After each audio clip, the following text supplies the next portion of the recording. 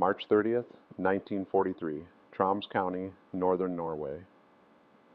The Barents Sea churned black under a cold moon, its surface broken by sheets of wind and the sharp hiss of snow hitting water. A small wooden fishing boat, the Bratholm, cut through the waves, its diesel engine sputtering against the roar of the storm. On board, 12 men huddled in silence beneath their wool coats, faces crusted with frost. Among them sat Jan Baalsrud, tall, broad-shouldered, his eyes fixed on the coastline that faded and reappeared between waves. The boat was loaded not with fish, but with weapons. Hidden under tarps were rifles, explosives, and radio equipment, part of Operation Martin Red, a British-backed mission to arm the Norwegian resistance and strike German positions along the coast. Every man aboard knew what capture meant: interrogation, torture, and execution. But they had volunteered anyway. The snow came sideways now, blinding, and Baalsrud leaned into the wind, gripping the tiller. The small craft groaned under the weight of the sea. Somewhere beyond the fjord lay their contact. Local resistance members waiting in the village of Toftefjord, on the island of Rebenesoya. If they made it ashore undetected, the operation could change everything for the underground fighters in northern Norway. Baalsrud squinted through the sleet and saw the faint outline of land. "Almost there," he shouted above the wind. The men stirred, weary, soaked, but alive with purpose. One of them, Sergeant Kjell Nielsen, wiped his eyes and muttered, "The Germans won't expect us in weather like this." But the Germans were everywhere. As the Bratholm slipped into the fjord, a silhouette emerged from the mist, a coastal patrol boat flying the black and white swastika of the Kriegsmarine. Baalsrud's stomach dropped.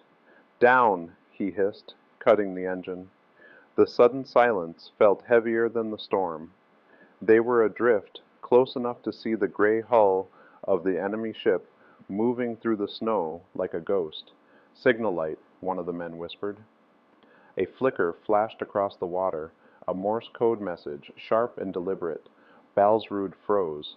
The code was meant for them. Their contact on shore had been compromised. The Germans had intercepted the message. Panic surged through the group. One man reached for the radio, another for the detonator hidden in his coat. "We can't let them board us," Baalsrud said, his voice hard. "If they find this cargo, we're all dead." He didn't wait for agreement. He grabbed a flare gun and fired it toward the shore. The red light arced through the snow, illuminating the fjord, the signal for retreat, the signal that the mission had failed. Moments later, the first German shells hit the water. The blast rocked the Bratholm, throwing men to the deck.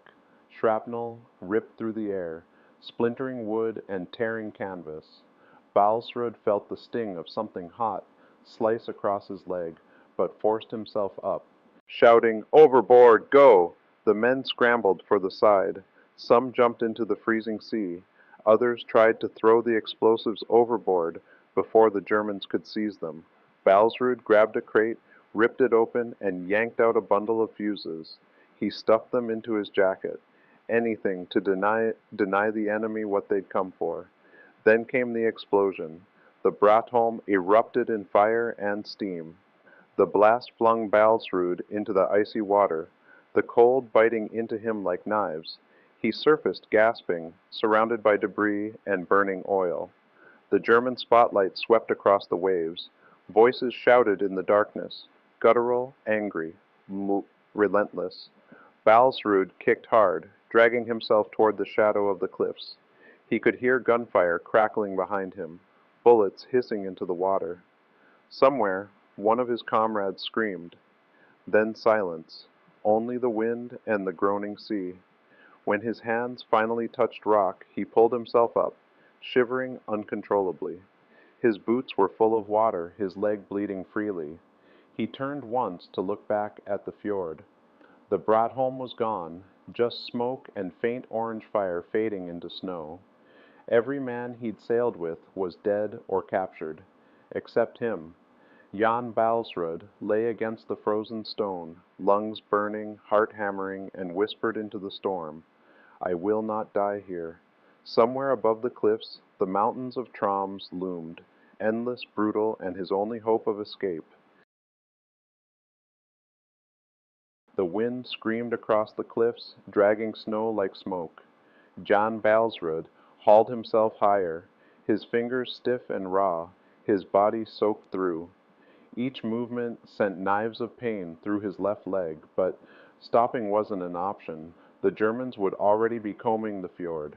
He tore off his waterlogged coat, gasping as the freezing air hit his skin, and crawled deeper into the rocks until the sea disappeared behind him.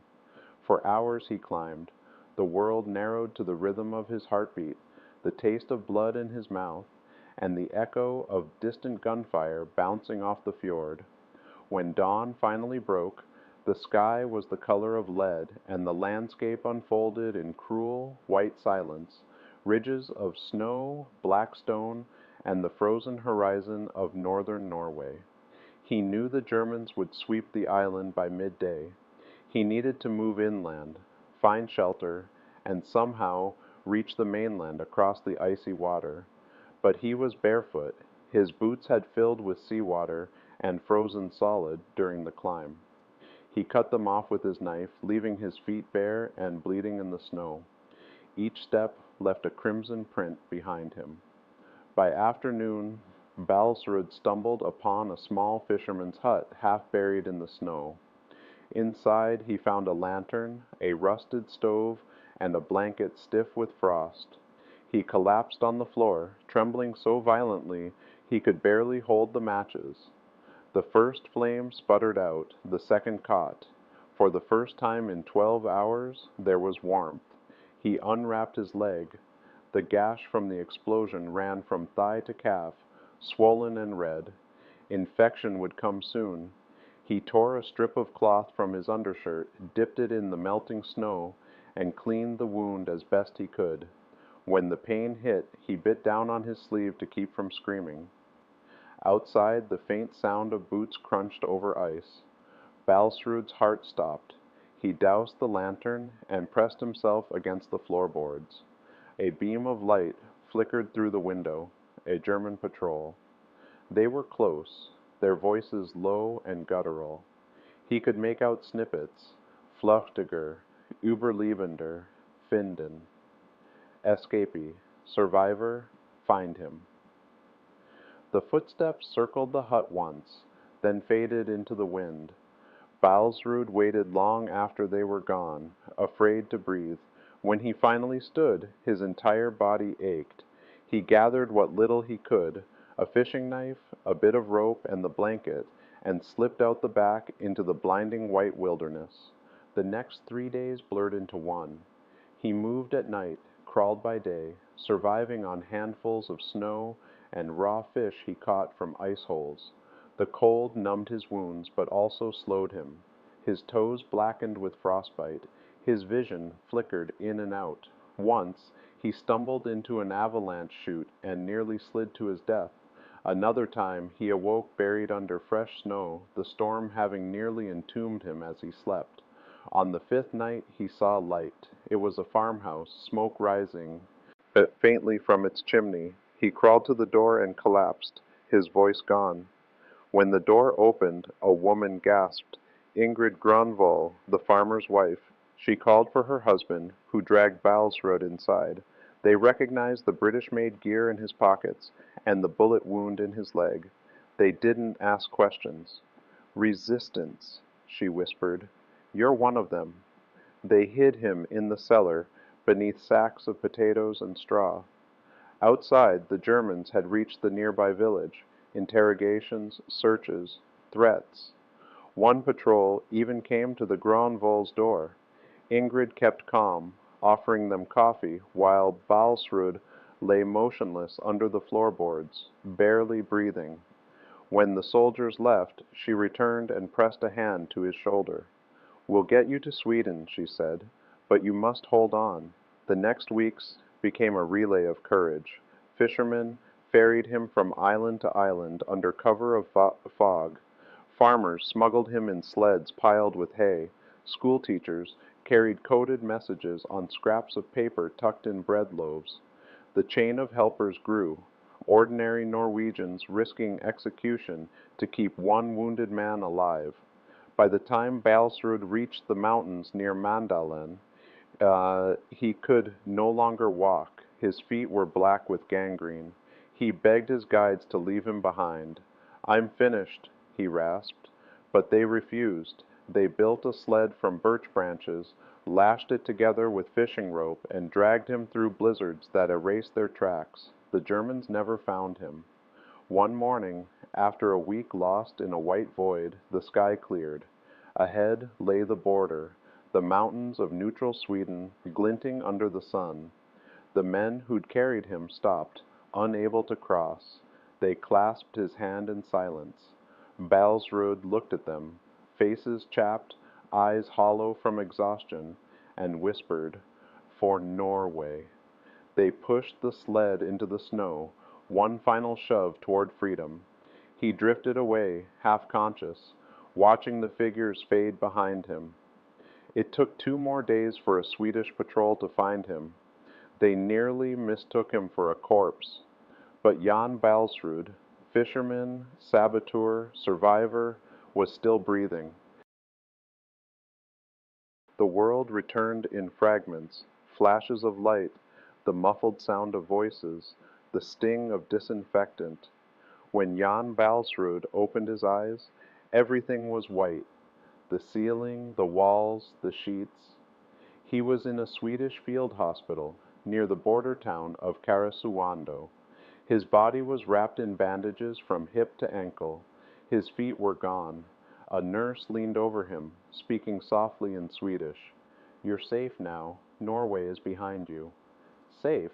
The word barely made sense. He had crossed 200 miles of snow, fought through frostbite, starvation, and infection, and now lay staring at the ceiling of a neutral hospital while the war still raged just beyond the mountains. He tried to speak, but only a rasp came out. "My men?" The nurse shook her head gently. "You were the only one." Baalsrud closed his eyes. In that instant, the sea, the explosion, the screams, they all came flooding back. Every man on the Bratholm, dead or captured. He had survived not through strength, he thought, but by the mercy of strangers who should never have risked their lives for him. When the Swedish doctors explained what they had to do next, he nodded without hesitation. The frostbite had turned his toes black, spreading up his feet. To save his life, they would need to amputate both below the knee. Over the next weeks, he drifted between fever and clarity as they operated. He awoke once to find a doctor sitting beside him, smoking a pipe, the scent mixing with antiseptic and melted snow. "You Norwegians," the man said, with a weary smile, "you never give up." Baalsrud managed a grin. "That's because we don't know how." His recovery became legend among the hospital staff. Every day he forced himself upright, balancing on bandaged stumps, practicing standing before he could even walk. Within a month he was using crutches, moving between the cots of wounded refugees and escaped prisoners, offering encouragement with the quiet authority of someone who had already passed through hell and come back. When British intelligence officers finally arrived to debrief him, they were astonished. They had presumed him dead. One officer, Major T.S. Linge of the Special Operations Executive, told him, "Your escape has become a story in London. They call you the man who swam through death." Baalsrud chuckled faintly. "Tell them I had help." By the time he was well enough to travel, it was autumn. He had spent nearly half a year in recovery, learning to use prosthetics made of Swedish steel and leather. He insisted on returning to service, and by winter he was back in Scotland, training new SOE recruits on how to survive behind enemy lines. Men who listened to him as if he were a myth come to life. He never forgot the Norwegians who had saved him. The farmers, fishermen, and teachers who formed the invisible chain that pulled him to safety. After the war, he tracked down as many of them as he could, traveling back to the villages where he had once hidden under their floors or in their barns. Some had died before liberation, executed by the Gestapo for their part in helping resistance fighters.